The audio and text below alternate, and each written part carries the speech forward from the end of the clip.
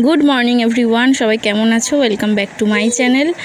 তো আজকে মায়ের বাড়ি থেকে আসার পর আজকে প্রথম ভিডিও করছি। আমার রান্নাবান্না হয়ে গেছে, মোটামুটি হয়ে গেছে। দেখো, ভাত আর পেঁয়াজ লেবু কেটে রেখেছি ওখানে। এখানে রয়েছে ডিমের তরকারি, এর মধ্যে অমলেট আর সেদ্ধ ডিম দু রকমেরই রয়েছে। আর এখানে কুমড়ো, আলু আর তরুলি দিয়ে একটা শুকনো একটা ভাজা টাইপের করেছি, শুকনো লঙ্কা আর 5 ফোড়ন দিয়ে। খুব টেস্টি হয় খেতে, অল্প একটু চিনি দিয়েছি, মিষ্টি খেতে হয়। ওটা অবশ্য আমি খাই, ছেলে আর ওর বাবা খায় না। আর এখানে হচ্ছে লাস্ট একটা রান্না, সেটা হচ্ছে উচ্ছে ভাজা। শুকনো লঙ্কা ফোড়ন দিলাম আর উচ্ছেগুলো একটু ঝিরিঝিরি করে কেটেছি।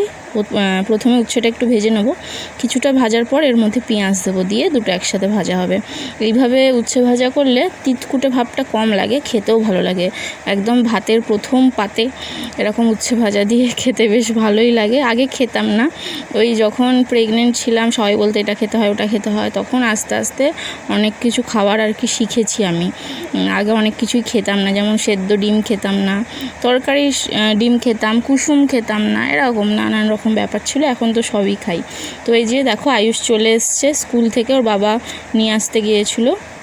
আয়ুষের স্কুলের ড্রেসটা ছাড়িয়ে দিলাম, প্রচণ্ড গরম পড়েছে তো, আর ওকে একটা হাফ প্যান্ট পরিয়ে দিলাম। তো তারপরে যে বাসন কোসনগুলো দেখলে ওগুলো সব মেজে টেজে এসে পাখার তলায় একটুখানি বসলাম।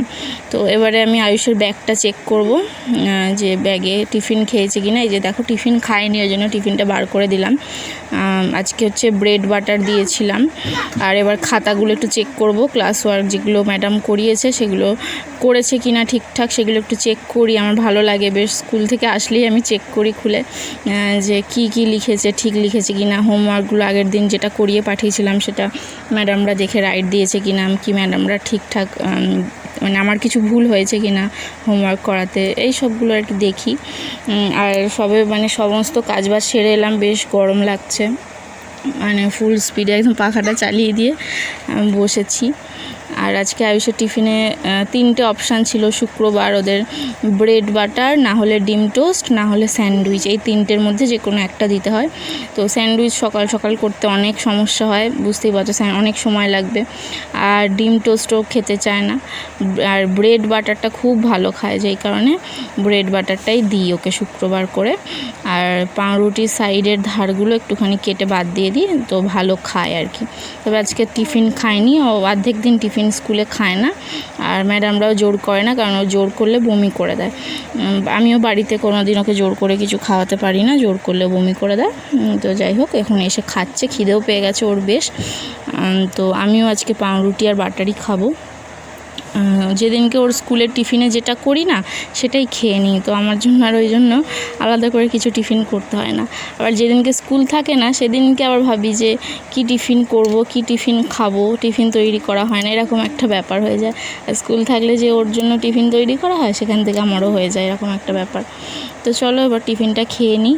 এই যে আমি হাত বাড়িয়ে ফ্রিজ থেকেই বার করে নিলাম।